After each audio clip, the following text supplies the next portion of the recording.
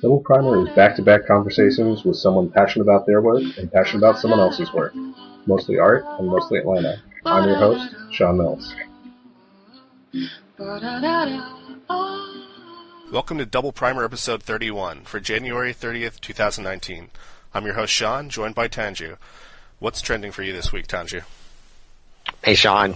Let's see here. So, my trending this week is something that ties back to something I mentioned a couple weeks ago. I think it's a good example of the long tail, kind of a very niche thing where a couple kind of very random ideas came together in something on Facebook that Brett, my friend Brett, maker friend Brett, posted on his Facebook page. So Brett is a first assistant cameraman in the movie industry, TV industry, film industry.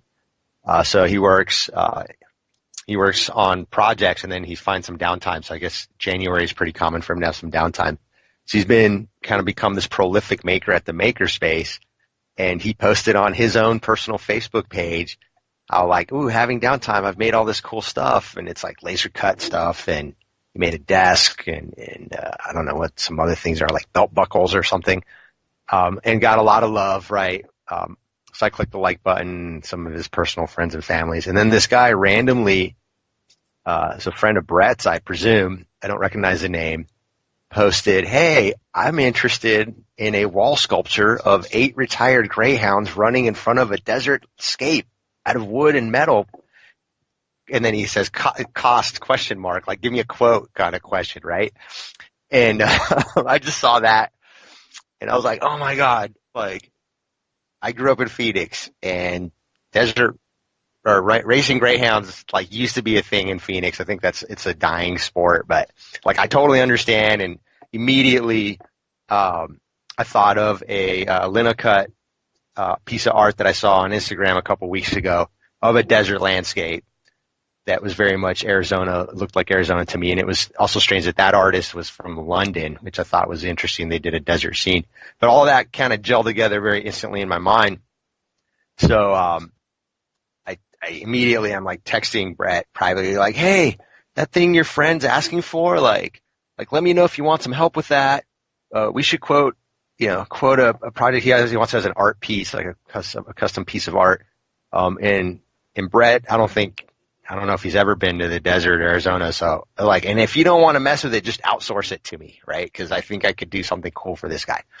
And then it took Brett like a day or two to reply. He's like, I don't know what you're talking about. He hadn't even seen the comment.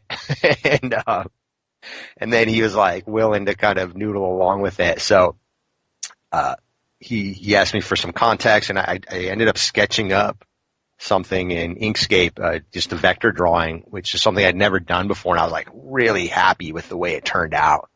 So I pasted that back, and I said, hey, I think if we do this thing as a piece of wall art, this laser cut and inlay wood and steel, and if it's big, 2 to 3 feet wide, poster size, I think we could charge $500 or $1,000 for this. Like, let's just ask for a bunch of money. This guy's asking for a random thing. And then he's eventually the guy, I think, he said the idea was good. It wasn't exactly what he was thinking about, but it turns out that he rehabs retired greyhounds. So he's part of that greyhound community. And he was thinking about something that he could market to that community himself, not exactly a piece for himself. So anyways, I'm not sure if we're going to run with it or not. I guess his response came back lukewarm. And then actually, now that I'm talking, I remember Brett even said, hey, we should just do the landscape thing without the greyhounds. This is kind of cool. He liked my idea as well. And I got to thinking like, hey, we could even market directly to this greyhound community of rehabbers ourselves. Like, we don't need your friend involved with this.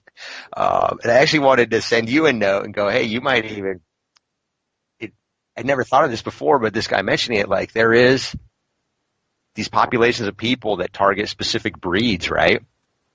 Whether it's greyhounds or other breeds, and especially the greyhounds are like, that's borderline. There's a big spectrum of people's opinions. Like potentially some people think of it as animal cruelty. I kind of fall on that fence of like, I don't think greyhound racing is cool, but I do think it's pretty cool for people who want to make a home for them, for these dogs to retire instead of being put down. So even like oil paintings, like you might be able to paint a couple of oil paintings specific to greyhounds and find a little bit of a niche market there that you could cater to a little bit.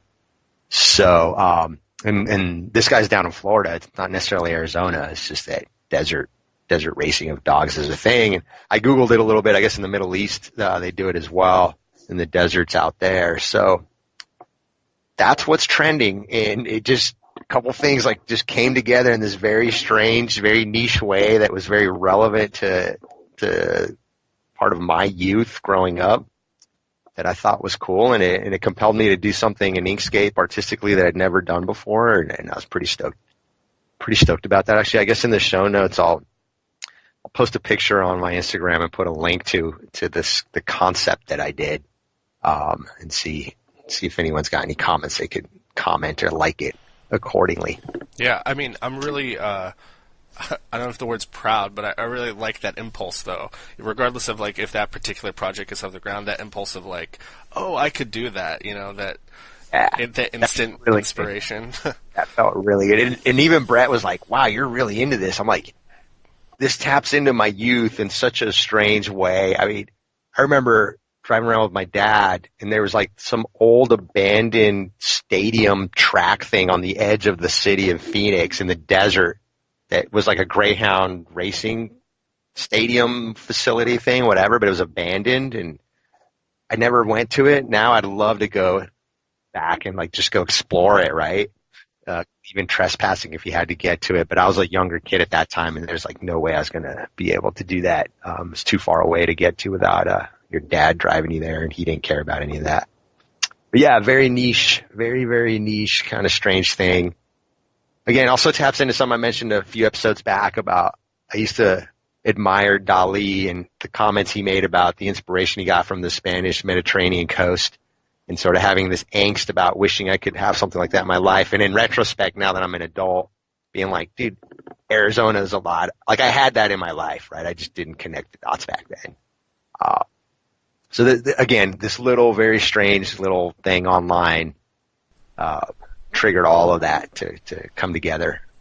I actually had a interesting laser cut episode today myself. I met this woman who is very interested in working with us because she works with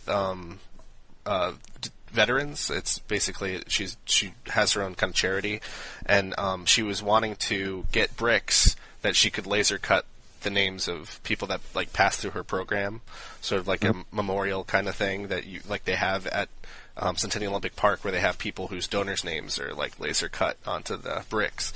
And so, tell that story like Quentin Tarantino. I'm going to now jump back to explain what I'm talking about, which was that the Makerstation is involved this year with the NFL Green program, which is an opportunity for local nonprofits to get the opportunity to recycle or reuse all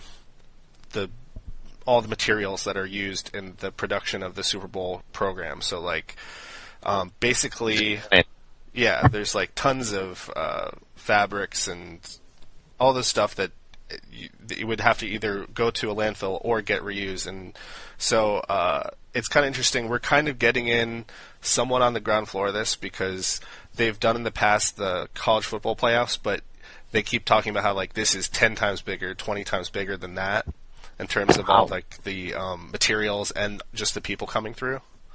Mm-hmm. So today was the first day. They set up a couple days where you could kind of do a preview walkthrough and see the stuff and see if what you want and try to wrap your brain around it. So we're going to send our... What's that? You made it down there for that? Yeah. Mm-hmm. So despite the snowstorm that canceled yesterday's meeting,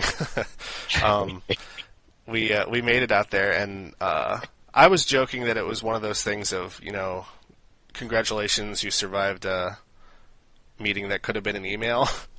Like, wow, right. It was kind of like, here's that vinyl we talked about, here's that, I didn't really learn too much more, from...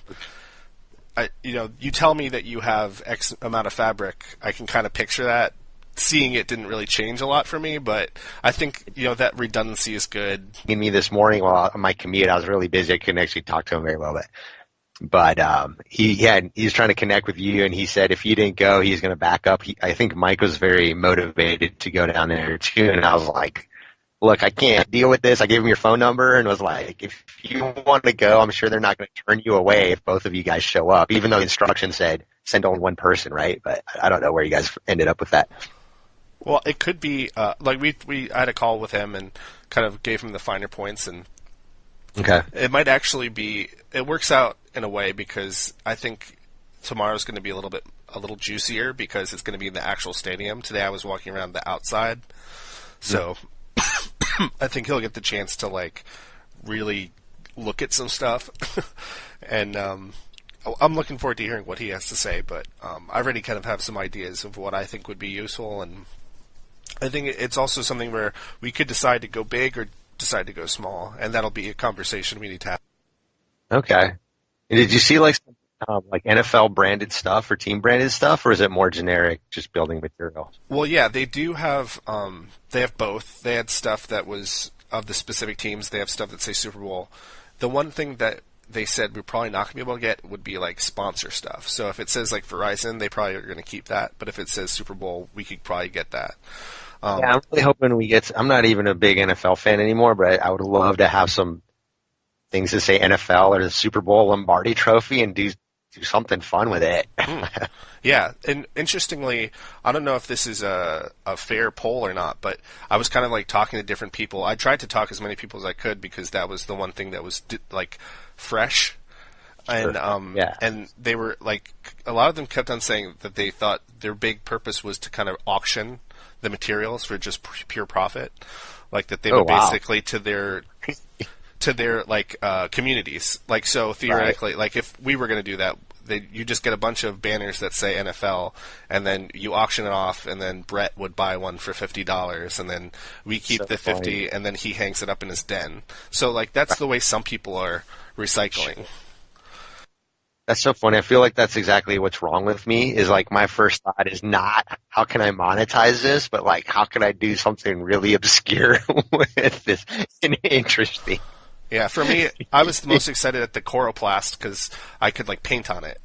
I wasn't necessarily kind of being able to picture how you could like flip the. Well, Mike and I were noodling. I think we mentioned this with you, was if we get some AstroTurf that we could make beds for dogs that could be given to local animal shelters, which I think is great. But what it would be awesome is if it said NFL on that AstroTurf or something NFL related, because a lot of people that own dogs are fans of the NFL, and I think that would just make it that much cooler, right? And very unique and something you can't easily replicate versus just plain old AstroTurf, which you could buy. I mean, you can go to Home Depot or a big box store and get some green material. So yeah, I'm excited about this too. Just a lot of very unique potential to do some interesting stuff. For sure. Well, so now that we kind of gotten that out of the way, do you think you're ready to share your inspiration this week? Sure. Yeah. Moving on to the inspiration topic. So, excuse me. This week, my inspiration again comes from Instagram. So I really like Instagram. I've been able to follow and see some really interesting people there that I don't think I would find in other social networks, and it's very bite-sized, which is very good for my ADD and my short attention span. So this is an account with a guy named Ramon Artful. So at Ramon Artful is his name, and it's a guy named Ramon. He's out in somewhere out west, maybe Colorado, possibly. And in particular was something he posted a couple of weeks ago on a woodworking. He's a woodworker, carpenter, and I think he might be a carpenter by trade. Where he posted it is called marqueterie, which I never heard that term, but it's like this very fine hand cut pieces. It becomes like wood inlays, where he's inlaying two different grades of wood or different colors, and apparently he's put together some content where he's going to offer it as an online video class. And I don't know. On the one hand, you look at it and you're like, yeah, okay, it's not anything very unique, but the technique and the way he's showing in this guy, he's kind of got this like Harley biker vibe about him, right? Kind of rough looking dude. But like he does like very fine woodworking, and I really love that contrast. And then to see this marqueterie thing where he's got the tiniest saw that's like, it almost looks like it's made out of floss, right? Like it's just the tiniest fine grade like jeweler saw in his little setup, and he carved a sign for a friend with some, I don't know if they're birds or doves or something in it. It was really cool. And I don't time back into the things that I'm inspired at. This goes back even to this Greyhound desert thing, is the thought of like, hey, if we do this desert landscape, do that as inlay. Like I would never cut it by hand the way he's describing, but we would use like the laser cutter and the CNC machines to do very similar work, which I guess is probably what's more common these days. But to see this guy do it by hand is to me just really inspiring. And I've been following his account for about a year now.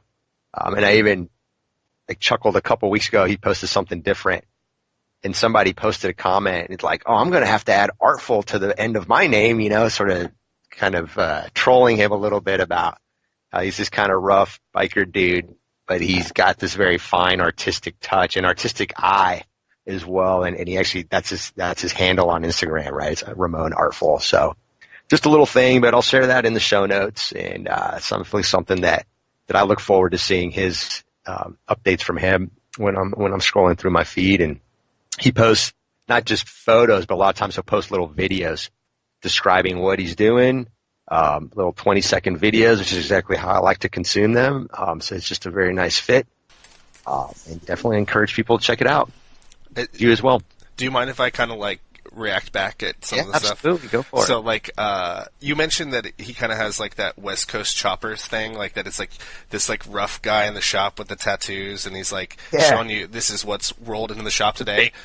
That's right. Yeah. But the funny thing is, it also reminded me of like the Tool Time a little bit, that it's like showing off the tools, like that sitcom in the 90s that he would show off the like showing the like check this saw out, check this thing out. Like for this like, technique. Yeah, right? like even beyond like the technique, there's almost like the tool porn aspect that it's like you're like, whoa, that like it kind of blows your mind that you have such specific tools, and you don't even understand it except for on an intuitive level. Like you don't even know how you would use it. You just kind of have to trust that like that's exactly the right tool for that. Huh? Yeah, I agree. I love that. He shares his technique. So like I've definitely learned how to do a few things by watching literally 20-second videos of him, and he follows through, and I think he is trying to develop some content that he could sell as actual courses. I don't know if I would ever actually sign up or pay him money. If I did, I'd do it sort of as a gratitude thing, right? Just to support his work rather than something I'd necessarily seek out.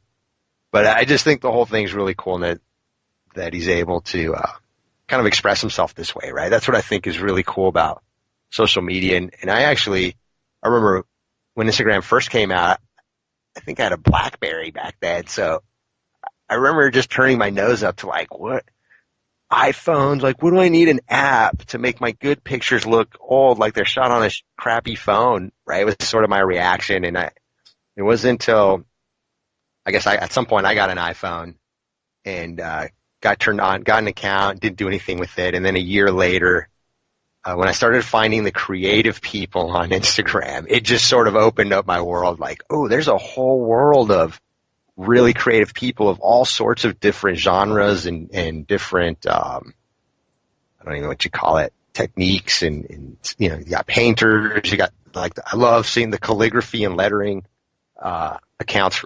I really like to see those as well. And again, you got a lot of carpenters on Instagram, which is something I would never imagine. They don't seem like the social media type of crowd, but some of them have really picked up on it, and they're doing really good.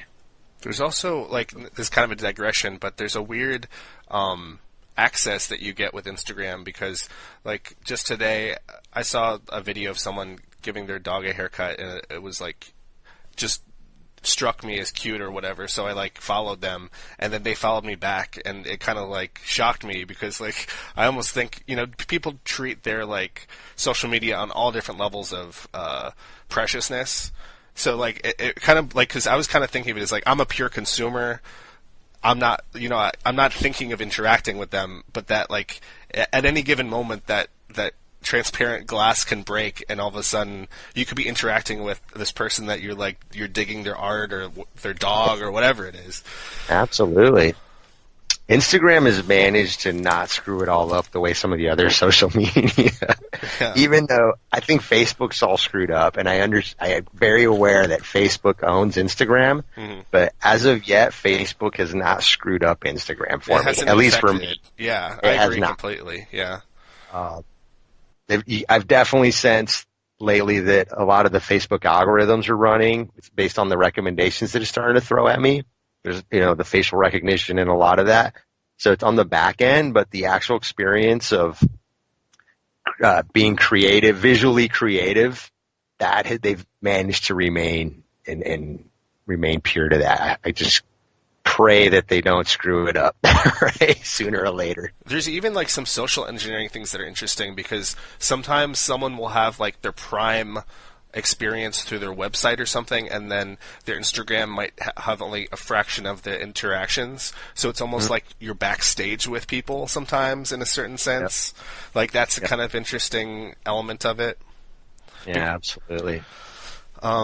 So, like, have you checked out any of Ramon Artful's, like, subsidiary things? Like, I saw that he was, like, hyping, like, a podcast or something. Have you checked out any of his other stuff? Nope. I have not. Not at all. Now, I haven't. Again, if anything, I'm just barely starting to toy with, like, finding out if he does offer some type of curated class workshop thing for a specific technique. I might reach out to that one for that one particular, but no, as of yet, I'm still he's still kind of fresh. Just recently, I guess relatively recently, started following him, so I'm becoming more impressed, right, with the work that I see put out. That's causing me to be more intrigued. But he definitely is a professional carpenter, and I would not even call myself a hobbyist carpenter at this point yet. Well, also, like, one more thing that struck me about him from looking at his stuff is that it's sort of the, like, carpentry equivalent of cursive. Like, no one really needs to use cursive anymore. Right. It's just pure, like, embellishment for the sake of, like, to see if I can do it. Exactly. And then you look at him with all tatted up with the giant muscles, and it's like this little weird, like, juxtaposition, right? And the fact that he threw the tag artful after his name, right? Again, it all fits into that. He's doing things that are very, very decorative, embellished. Like you said, you don't need it. It's something you're definitely paying a premium for. And premium in his effort, right? He puts, like, this things probably take him longer to do than maybe perhaps necessary to be just purely functional. It's kind of interesting to me that you seem to have that seems to be a juicy part for you, that he's this, like, contrast of his appearance and, like, his trade. But, like, from a different perspective, I almost think, like, it seems natural, like a tough guy with muscles sculpts stuff, moves stuff around, like that kind of seems intuitively natural to me. But like, it's particularly fine, like, delicate work. Is that the kind of thing that I think feels different for you? Yeah, delicate and very much with an, like, eye to really make. Because I mean, I don't know.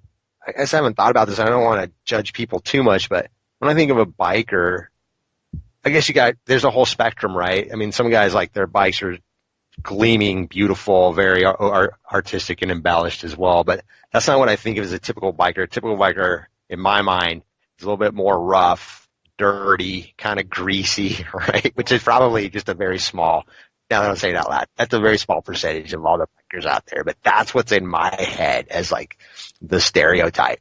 And he breaks that. And that, again, I don't like judging people, and I don't want to be judged personally, so I do like when you see that break. It causes me to be like, yeah, not all people are like that, right? Like, everybody's got capacity to appreciate beauty in the way they're into, and he's expressing that in a lot of his work. I think there was one actually where he showed, because he does show not just his work, little snippets of his life. So he had to take his truck in for maintenance in his buddy's garage, and his buddy let him borrow some beautiful gleaming motorcycle for 2 days to drive around, like, as the loaner.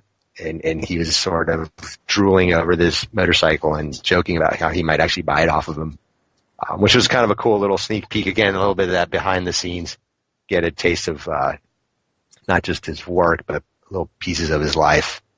It just makes more human that way, right? Mm-hmm. And like, I'm not trying to accuse you of anything, but it's like actually, I think.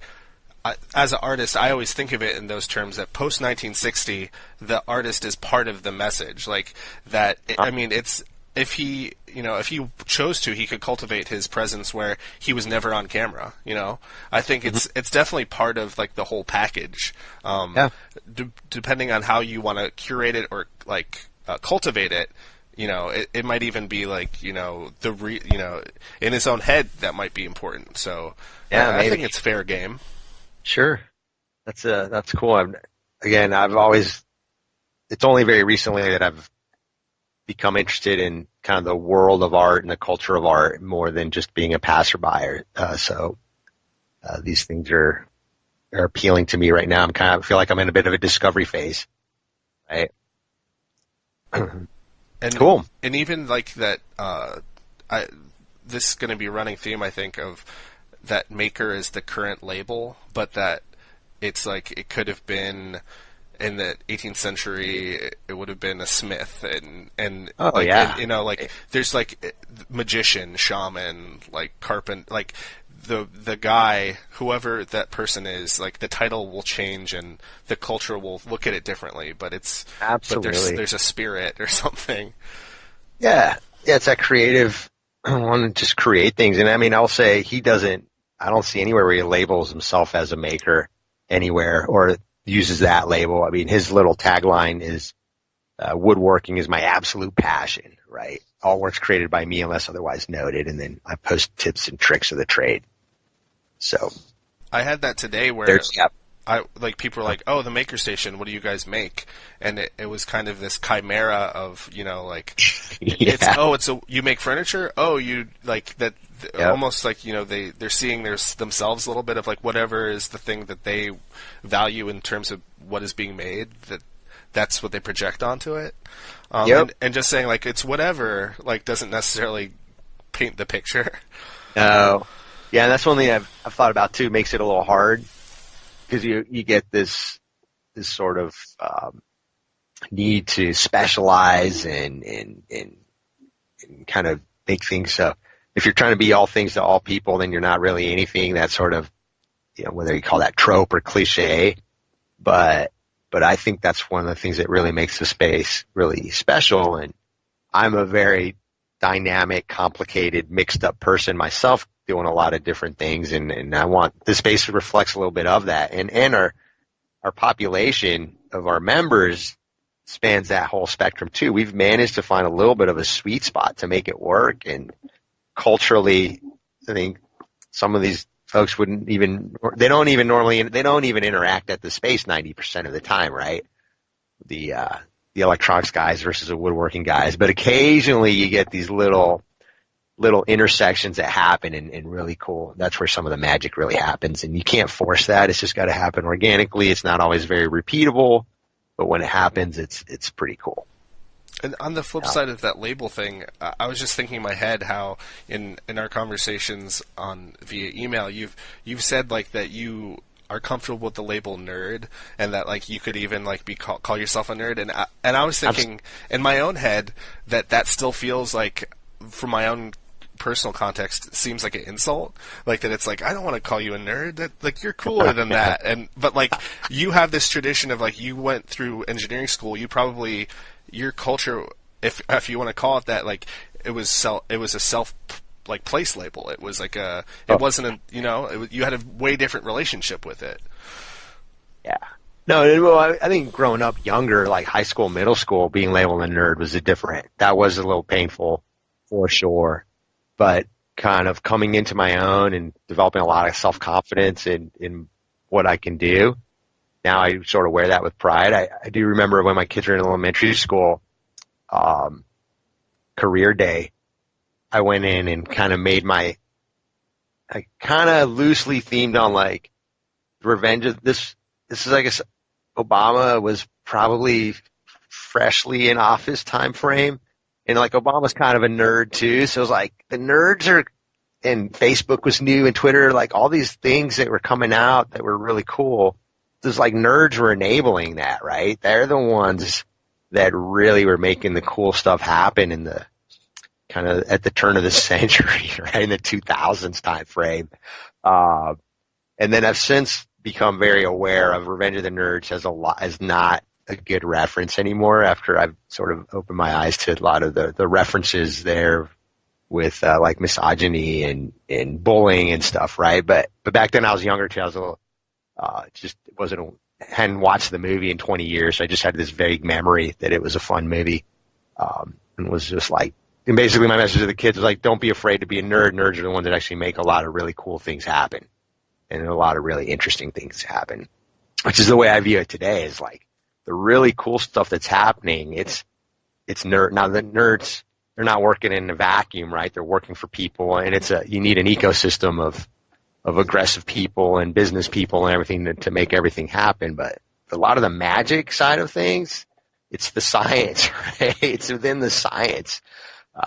And even within art, right? And like painting, there's the material science behind the tools that you use it's pretty amazing where we are today and what's available to us, that nerds are the ones that made that happen. So that's my perspective on that, and we could talk about that for a long time. We'll talk about that in some more episodes, I'm sure. On though, so switching places here, then I guess this week it's for you to tell us what you've been working on. What's in your bag? Okay, so I'm actually going to be telling you like an origin story. So it actually dovetails nicely of you talking about picture the Revenge of the Nerds and like turn like 2000s, because I feel like to excuse talking about this, when what you try to do when you have no skills is really, it shows like some authentic core of like what you are, what you're getting at, right? So like a practical example is like whenever you make your first anything, your first desk, your first cake, you're going to make the most mistakes. There's going to be the most story, and then by your 100th one, it's like you can kind of your success is pretty much guaranteed to a level, right? You can coast on all of your past mistakes to kind of like know how things are going to turn out even before you get started. But I also was thinking there's kind of the aspect of, especially in the South, there's the trope of the quarterback talking about his high school career and that it's like a little bit pathetic, right? That it's like, oh, I used to be able to throw a football over those mountains. So that was the highlight, right? So that maybe there's something uncharismatic about talking about my senior thesis, but I think it's like a juicy story. Yeah. Okay. So like, also, as I was going through the beats in my head, I was realizing I felt justified in all my decisions, but I'm looking back and I could see how I could be the villain of my own story. Has that ever happened to you? Like you're like, yeah, I could see how someone would have hated me or or disagreed or something. Yeah. Like you're too busy trying to just win, and then in retrospect you're like, yeah, maybe I could have been a little bit more gracious with some of my decisions, or less selfish or whatever, right? So starting with the like hopeful part, me and my cohort of friends were like working in our studio, and we kind of like did the math, and we're like, okay, graduation's around the corner. You can always kind of fudge, like, I'll take extra classes this semester, or if I take a little less, you can kind of decide when you're going to graduate, at least in art school.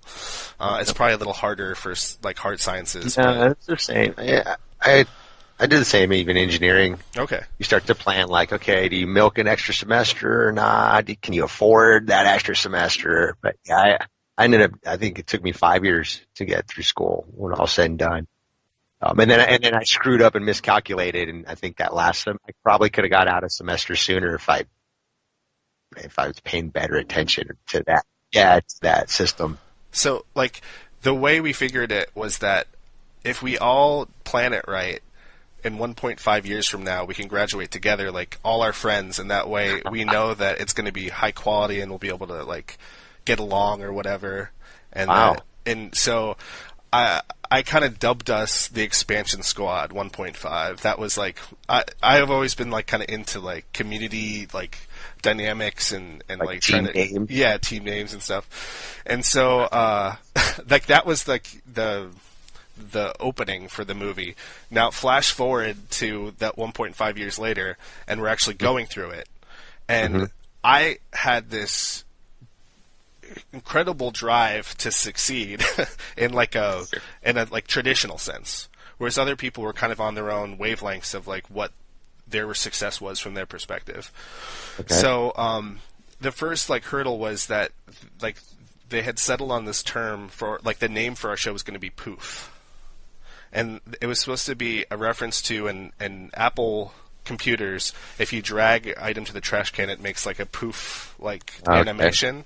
And since back then all like digital media was kind of run through the Adobe Creative Suite, so Photoshop, Illustrator, Final Cut, it was like a known thing. And that was all on Apple, right? Yeah, so Apple that it was it the was third platform. exactly. So it was like an Apple reference. But I thought of it as like A, too flippant, and then B, the fact that a poof is like a term for a homosexual in Britain, and like I had all these like branding things. Yeah, And yeah. I was like, you know, for the rest of our lives, they're going to look at our CV, and the first show is called Poof, and it was falling on complete deaf ears. Like they couldn't. This was like a senior design project kind of thing. Yeah. Okay. So it's like the last thing you do, and yeah. So in a sense, it doesn't matter at all because you're going to graduate if you did everything else. But in another sense, it's like the final reveal. Right. So it had that weird weight of like it means nothing, but it means everything.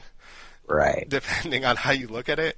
So so like that tonally set a tone where like so one of the artists, like she wanted to do this really Dada thing where she was going to have like a dance party as her project in a classroom. And so once again, like that, it was like oil and water. It was like, no, I want to be legit. I want to be famous, or I want to be rich. I want to be like, I want to be successful in like the ways that my lawyer friends will like understand it. And respect. So like, I was like, okay, I'm done with this, and and I used my like connections where like I had worked at the Georgia Museum as an intern, and I had like volunteered to drive donors around to show them the school when they're like thinking of donating money, and I cashed in every chip I had, and I got them. Go ahead. I was like, did you actually have lawyer friends, or is that just so like shade joke? All my roommates from high school were like pre-law. Were they? Okay. Yeah, so I was like the black sheep of them, and then I was like the most business-oriented of my art friends. So like no one really on the middle, had a place for me. One time, like to illustrate that idea, my art friends were like having a game of kickball, and I was like really annoyed that they like, why wouldn't you invite me? And my friend was like, well, you're supposed to just drink a beer on second base. Like you would have tried to win. And like it was like my heart broke, and like the mirror like that I saw myself shattered, that I had to realize that A, that's the way I was, and B, that everyone saw that that I didn't see it. So I convinced the staff to let me have my art show in the main gallery, which is where only visiting artists are allowed to show. And nice. the rest of the class had theirs like in the classrooms, like in the hallways. Yeah. And so like the people that were non-majors would have to would see the main gallery, and then it was like I was kind of setting myself apart, which in retrospect, this is one of those things where I could kind of see as like maybe not a cool move, but I was kind of thinking like I gotta make sure I'm successful. So I treated it like a solo exhibition. I had like 5 different series of works, and like each one of them had like 5 different subparts to it. I'm going to run down real quick some of the concepts, and then I'm going to focus on one in particular, the what's in your bag, which is where we're getting back to.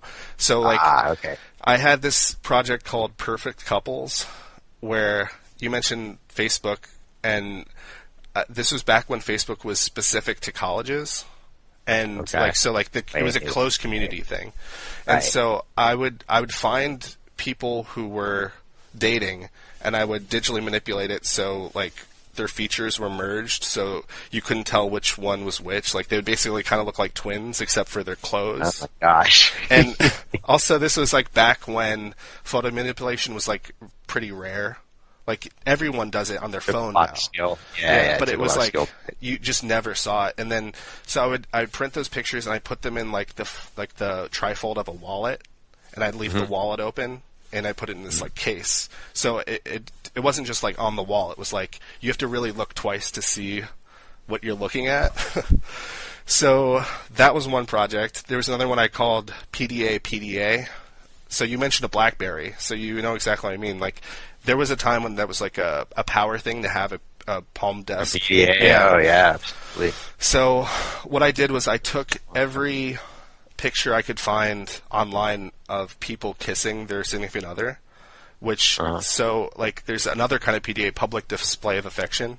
Oh right. And I made this video so like it would play on an iPod, like on an iPod video, like so there was like a sculpture of a hand, and then if you looked at the video, it was like people kissing each other online. Which also, to put in the context, is like back then the internet and the World Wide Web were like separate things. Like it was like a how very long ago was this?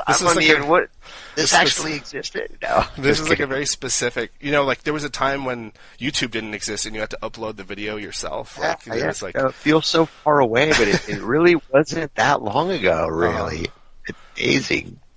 And then so like this is kind of funny and indicative of this moment in time too. Is that so I had designed websites, which was something you could do back then. Like you could make money selling websites because everybody wanted a website. They all had to be designed in Flash. No one knew how to do it unless you were in school for it, right? Hey. So I printed off pictures of my websites I had designed on clear acetate and then put them on like a medical, like doctor's x-ray board, like to see x-rays. And the idea was that like the light would illuminate it like a screen, because if you print a picture of a website, it doesn't quite have the same visual. And so the other thing that was kind of interesting was that my teacher was really responding to the fact that I had very solvable problems, whereas everyone else was like more conceptual or like, well, whatever I get around to showing, I'll show. I had like an itemized list of like, I need this. So I had bought this, like the x-ray machine and it like the light didn't work, and I was like, oh, it kind of works anyway for the pictures. The idea gets across, and like my professor, to his credit, like fixed the wiring in my machine. Nice. Excellent. But like that drove like another wedge between me and my peers, that it was like, why is he getting help? Like extra, yeah. He's like he's the favorite or whatever. Right. But then my biggest piece, the thing that went all the way down the hall, was I did these 30 portraits called "What's in Your Bag," and so there were like these digital photos of women looking in their purse, and I took a cross section of the purse and blew that up as like the background, and so that's the way it became. But that was the last thought. Like the first thought was way different. Okay, so the original idea was that part of my hustling was that I was able to get a studio downtown, like a painting studio, even though I wasn't a painter. And you would have like a key card, just like the Makerstation, to get in at whatever time. It was like locked or whatever. This was right after college? Or No, this was college? before college. Like, it was mostly for grad students, but because like I had done enough goodwill to prove your vegan, right? They gave me a studio. And so my plan was, I would contact people who I'd never met before, and I'd invite them to my studio, where I would paint their portrait of them looking in their bag, and then I would record them describing the contents to me, so that it would be this sort of thing like this, like they could be lying, they'd be like, it was sort of like this personal archaeology of like all the things I see, and then there's me looking at them and them looking in the purse. And so I thought I was setting up a really interesting conceptual situation. Okay. And so I did this, first of all, using Facebook again. I contacted completely cold people in this like community and said, hey, I'm an artist. I know this is weird, but if you're interested, you set the time and you can come on by. And they did it all for free, right? They did it for free. You have to entice them with some cash? Wow. So, okay. So that's the setup. Now let me tell you all the ways it failed. Oh, okay. Let's hear it. So, I thought that having this parameter of the strangers would be like, it's not just your friends, like I kept seeing that like what I thought is a conceptual failure. It's like, oh, you're just like, you're going to paint your roommate. Who cares? Right. Like, where's the concept there? But then in my naivete, I forgot that it's like, my pool is just as naive because it's still college students. It's like, if I took one step removed, anyone else in the world would laugh at the fact that it's like all, very specific demographic, right? Okay. And then on top of that, the demographic of people that would say yes to this guy is like even more specific demographic, right? And then, so like, I started doing these things, and then I took it to one of my professors, like, to kind of say, like, hey, what are you thinking? Like, am I on the right track? Hoping that I would get hoisted on their shoulders, like, he's doing it! He's doing it, right? And it was a cold awakening. So, first of all, my teacher was like, so, I'm listening to audio, and you're not getting the things out of it that you thought you would. So it basically kind of sounded like I was seducing them. Like a picture, you're meeting a stranger for the first time, and I'm like asking them to look through their purse, and like they're nervous and they're like, they don't know what they're doing, and I have this authority of that, like I'm the artist and they're this like the model. The subject. Yeah. So like it was very like it wasn't very like magical. It was more like, look at what I can do. Yeah. Or even worse than that, it was like, my teacher was like, so, and then the end is that you sleep with them? Like just coldly, like, that's what it reads as, like, what you're trying to do here. And then I looked at the drawings, and so, like, I would do a prep sketch, and I would take a picture, and so the idea was that, like, I would have the audio, I would have, like, a video of the transformation from the sketch to the painting, and, so the drawings were not great. Like, and you were just trying to, like, this was like give you some insight into like a little small piece of human life or something. Like, well, it might be insightful that way, or it was supposed to be capturing that moment of like, if you see a stranger and they're looking in their briefcase or their purse or something, they're kind of having this interior private moment, but they're in a public space. So I thought that was something interesting. Okay. But I was failing to capture it the way I wanted to. Right. So the other problem was that I looked at my drawings, and it's like, I had just spent 4 years doing digital media stuff. My drawing skills weren't like virtuoso. Okay. So that was like, it wasn't living up to the promise that it's like, I'm going to draw you, and then the drawings are pretty average, right? So I was looking at all these like pieces of what were supposed to be a good idea, and then I'm still going through it because I'm like, well, I'm committed now, right? Hey. And then I also had the antagonism of, I had friends who were like, that's stupid, and they would actively try to thwart it. So like, I had one friend that she had heard from her friend that what she was going to this place, and so like they showed up together, and so that was a weird dynamic of like having two people in the studio at the same time, and like I hadn't prepared for that. And then I had another friend that was like, that's stupid, and would actively tell people, hey, he's trying to draw people he doesn't know, isn't that dumb? He should draw you, right? And like was actively antagonizing it. So I already told you my solution, which was that I was like, okay, I've got to strip it down. So I used the pictures I originally intended to use as photo references, and I made that the art. And so I added, I whittled it down to the best picture out of like the 100, I would take it in 360 degrees, pick the best image, put a picture of their purse underneath them that I blew up.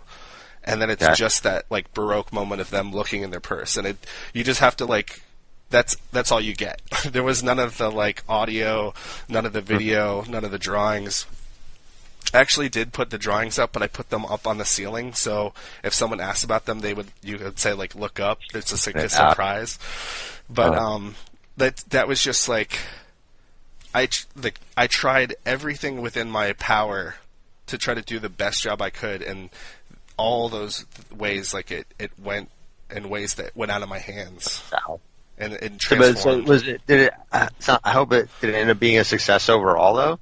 It did. Like, in some ways, like practical, I actually did myself a favor, because the video that I was planning on, that wasn't very marketable, but I made a book of the images I made, and I was able to get my first graphic design book or job out of it. Nice. So it worked out in the end, but which is kind of what the intent of the project is really supposed to be about, right? But like so it worked out in the end, but it was just like I couldn't have predicted like all the twists and turns that were going to come out of it. Sure. I mean, sometimes you got to make a lot of those mistakes to get through it, right? You almost got to get them out of your system. And school's supposed to provide a relatively safe place to be able to make mistakes like that with lower stakes. Mm-hmm. I actually had a good professor tell me that, where like I was so driven in that particular way that I would say stuff like, you know, we should have like a project that you have to submit, and that we'd have it like as a museum piece that like people would see past projects, so they should have to have an archive. And my teacher was like, that would be nice, but you know, this is a place to just kind of like try stuff and fail, and you shouldn't be like worried about like archival quality. Yeah, and it's dragging you down, right? You can let it go. Nice. Yeah, there's a couple like analogies coming on my mind. The first one, when you first start talking, there's like it's like Zen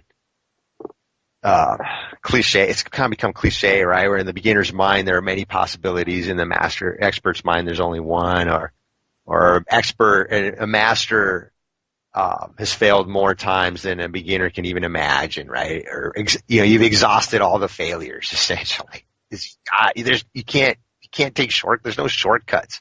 Like you have to get through that. I think in life, as much as we want to try to shortcut a lot of that creative process and developing expertise. And then there's another one too. This one's one I heard more recently, just a couple years ago. But supposedly it's a study. I don't know. I've never investigated to the references, but some pottery type of class, ceramics class, where the professor splits them into two groups and says, okay, group one, you need to make the most beautiful teapot or whatever thing out of pottery, ceramic possible. You can only make one, and at the end we're going to display it. And the other group was told, like, okay, you guys just need to make as many of these as you can possibly make in the next 2 months, right? And the ones that just had to churn out, develop their skills, because again, it takes skill and practice to get something really good, right? And they came out with a much better design came out of the group that was just churning and throwing things away, right? The ones they didn't like, they just threw them away. Their goal is just to go for volume. So I think that all plays into some of what you described there, right? And you kind of got to get through that. Mm-hmm. Sure, cool. But like you kind of mentioned, I think last week, that when I was talking about like that Murillo thing of working in the marketplace, and the idea of what you did as a kid, like do you remember? Is there something that you can share on that wavelength? Oh man, I gotta refresh my memory. This is just a memory that's kind of bubbled up to me recently. So I'm dealing with the space that I personally kind of get like a thrill of making. I think you maybe even touched on a little of my reaction about this Desert Greyhounds, kind of tapped into that. So I distinctly remember, I think it was 3rd grade or something like that. There was a science fair, And somehow I decided, and I saw it in a book, and this is a part of my experience too, is that I don't feel like I'm super original. Like a lot of the stuff I do is I've seen something that's I'm trying to replicate.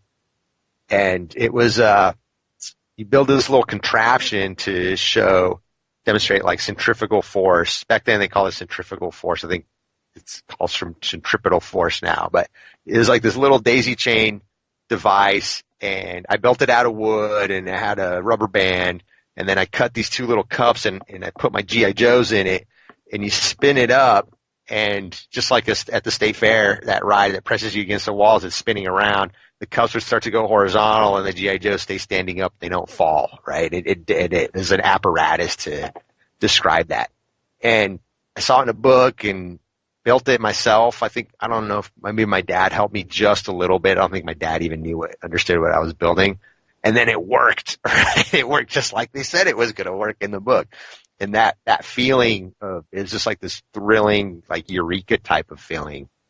And that, to this day, a lot of what I do is just chasing that and trying to replicate that feeling, and doing this little desert landscape with these greyhounds again it just is the exact same feeling, right? Where it was like, ooh, I think I understand what this guy wants, and I have something in my head, and let me see if I could do it. And I've been wanting to learn how to use a graphic tool. I use Inkscape, but any tool to kind of make things a little bit flat, but still have some dimensional, different colors, right? Not just black and white, but we have a couple tones of it. And I've never done it before. And I always assumed there was just a filter extension that if you knew how to use it, it would automatically do it for you, which I could never figure out how to make that work. Never took the time. But this one, I just did it manually myself. I just spent an hour playing on the tool, and I got it to work. And it came out. To me, it looks awesome. I don't know. It could just be pretty average to an average person. Anyone just looks at it. But again, it was that kind of that sense of like, wow, I'm going to try to do something, and like, oh my God, it worked. Like, that feeling's awesome. And I had that a lot as a kid. And that's carried me through to this day. And even a lot of things today, I have a little bit of a sense of adventure where I'm willing to just try stuff for the sake of, let's just see what happens. And a lot of times, if you're paying attention and you put some effort into it, good things happen. Happen out of it. That seems pretty zen too, the idea that the thing you're chasing is the moment of success, and the form can change, so that another, like, if you had a twin brother and he was doing the same thing, he might take the idea that, oh, so what I need to do is make turbines, or that I want to work at the fair in that place where you stand up and when it goes around, that, like, right. For you, that it's like that was, you're already on to the next thing. It wasn't ever about gravity. It was about just about making some contraption. Yeah, the discovery of it. And if anything, that's the other thing I've been thinking about lately is I definitely have a hard time finishing things. So a lot of the work I do is like half baked, or it's baked just good enough to get through that feeling, and then once that feeling's behind me, then it's like, okay, let's go on to the next one, and it's not quite done. Mm-hmm. Like the jack of all trades, master of none. Absolutely. Syndrome. Yeah. Yep. Even within a very seemingly focused field, I feel that too sometimes, where it's like, so there are a million ways to paint. And so many people, they'll get to a certain point, probably at my age, and they're like, this is how I construct an image. But I, to this day, still, like, I'll sometimes prime, sometimes don't. So, like, sometimes I'll do a preparatory drawing, sometimes I won't. Like, I'm constantly changing the way I do things, not because I'm brave and I want to learn. It's because, like, I am scared that I'm doing it wrong. I want to try everything till I figure, like, the better way to do it. Sure. So, cool. Like, I think that's good. That probably is. I'm sure that's providing some learning on as like a secondary benefit, right? Driving your work. But it's kind of interesting how you can arrive at the same conclusion from different ways. That it's like you try many different things through a sincere, like, spontaneous love, and then another person could try many different things out of, like, fear of failure or fear of, like, inadequacy. Yep. That's the cool thing about it. There's so much diversity in kind of the human experience, which is kind of cool too. Yeah. So I think because we're coming up on the hour, right? So start wrapping up. Yes. So what did I fix this week? It's funny. It's happened. It's kind of mundane. I almost forgot about it until I was thinking about recording this session. But this weekend, I think it was Sunday, I was at the Makerspace, kind of resigned to, okay, let me spend 15 minutes cleaning up, kind of going through a cleanup activity. And I moved one of the stools to be able to sweep underneath it. And I kind of heard a very distinct clink that I happened to notice, which isn't always the case. And the space can be kind of loud sometimes, but this time I heard it. And it was a bolt.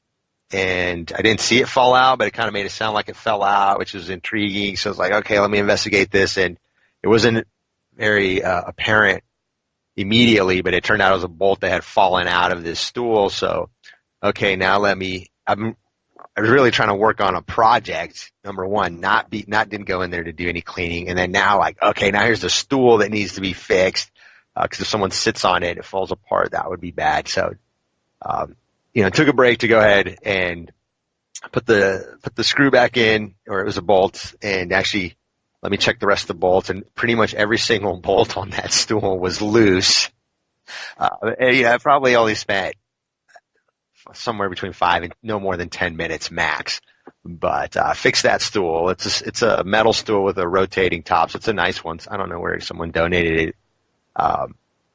But fix that stool. It's for the space. It should be safe for a while. And that felt pretty good actually in the end, that I took it. And I did have enough time to actually take it and still work on my project and not get completely derailed. And a mental note that I probably need to remember to inspect that thing every once in a while, to just give it a once over that the bolts aren't ready to fall out of it.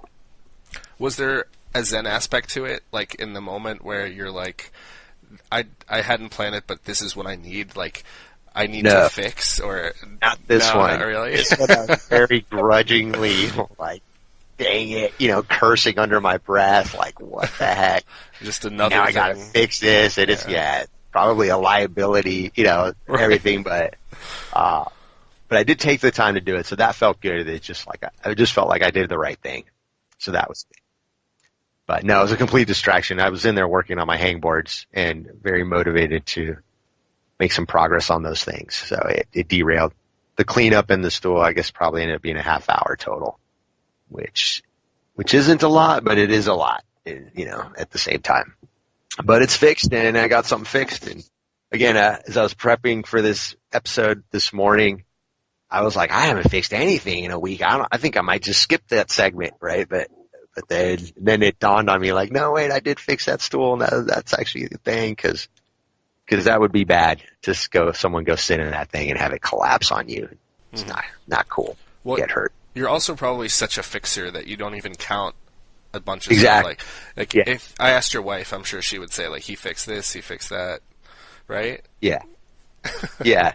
And then there's other things she's waiting for me to fix. So you probably get more of that. Like, yeah, he's a fixer. I don't know why he hasn't fixed these 10 other things that I've been asking for, but yeah, it is. It's just something I don't want to say do it mindlessly, but I definitely don't keep track of it. And I guess doing it as a segment here, it might be something that's going to become more conscious of over time.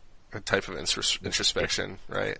But So, like, for anyone interested, we're going to have links in the show notes to all the things we talked about today, the NFL green. You're going to maybe post a picture on your Instagram of the Desert Day Greyhound picture, perhaps? Yep, I got to get that posted. I'll do that here in a few minutes. We've got Ramon Artful, and I'll see if I can dig up a picture from What's Your Bag. Oh, definitely need to dig that up. All right, well, we'll see you next week. All right, we'll talk again then. Thanks a lot. Bye.